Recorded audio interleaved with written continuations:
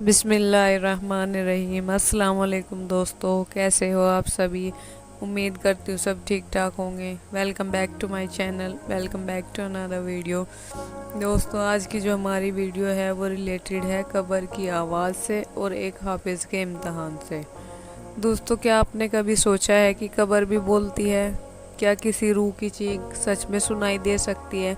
ये सिर्फ आज की कहानी नहीं है, एक सबक है उन लोगों के लिए जो ये समझते हैं कि मौत के बाद सिर्फ खामोशी होती है। तो आइए चलते हैं दोस्तों अपनी वीडियो की तरफ। बहुत समय पहले की बात है। एक गांव में एक छोटी सी मस्जिद के इमाम हाफिज सलमान रहते थे, जिनकी सब लोग बहुत इज्जत करते थे। मैं हर एक रास्ता कब्रिस्तान से होकर जाता था, उस पर से रोजाना गुजरते थे।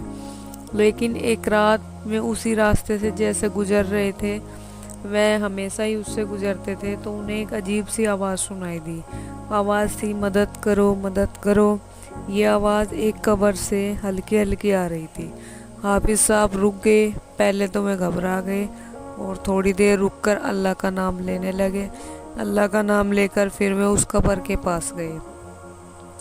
हाफिज साहब ने देखा कि कब्र हिल रही है, जैसे अंदर कोई जिंदा हो। अगली सुबह हाफिज साहब ने अपने साथ रात को जो घटना हुई थी लोगों को बताई, पर लोग उल्टा हाफिज साहब पर ही हंसने लगे। लोग कहने लगे, भला कैसी बात कर रहे हैं हाफिज साहब, मरने के बाद कोई जिंदा होता है?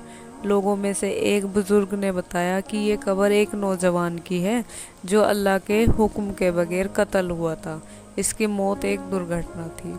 ये बात सुनकर हाफिज साहब को एहसास हुआ कि शायद इस नौजवान पर कब्र में कुछ सख्ताई हो रही है। इसलिए हाफिज साहब ने तय किया कि मैं अब हर रोज़ उस कब्र पर जाएंगे और अल्लाह का कलाम ज़रूर उस पर बैठकर पढ़ेंगे।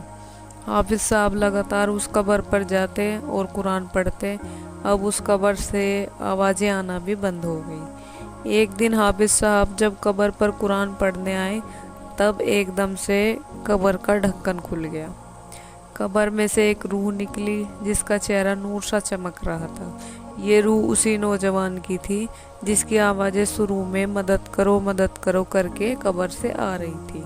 नौजवान ने हाफिज साहब का शुक्रिया अदा किया और बोला, आपके तिलावत करने से मुझे कब्र में जो सख्ताई हो रही थी, जो अजाब मिल रहा था, उससे राहत मिल गई।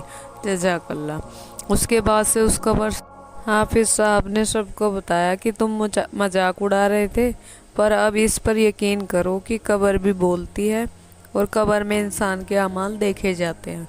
अमाल के हिसाब से ही फिर आगे का सफ़र तय होता है। जिंदगी के बाद भी इंसान की रूह को सुकून या अजाब मिलता है। अपने अमाल को सुधारिए, कब्र का राज सच है।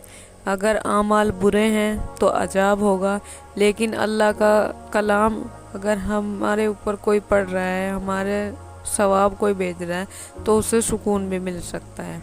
इस कहानी से हमें यही शिक्षा मिलती है कि कुरान शरीफ न सिर्फ जिंदा लोगों के लिए बल्कि मुर्दा जो इंसान है उनके लिए भी रहमत है। ज़िंदगी एक सफ़र है, लेकिन असली मंजिल कब्र के बाद शुरू होती है। इसलिए कहते हैं, अपने आमाल को बेहतर बनाओ, क्योंकि कब्र की खामोशी कभी कभी चीख भी बन जाती है। उम्मीद करती हूँ आज की वीडियो से आपने कुछ शिक्षा ली होगी, और ऐसी ही वीडियो के लिए इस चैनल को सब्सक्राइब कर लें, वीडियो को लाइक करें, ज़्यादा से ज़्यादा शेयर करें और दुआओं में याद रखिएगा। अल्लाह हाफिज़। Thanks for watching.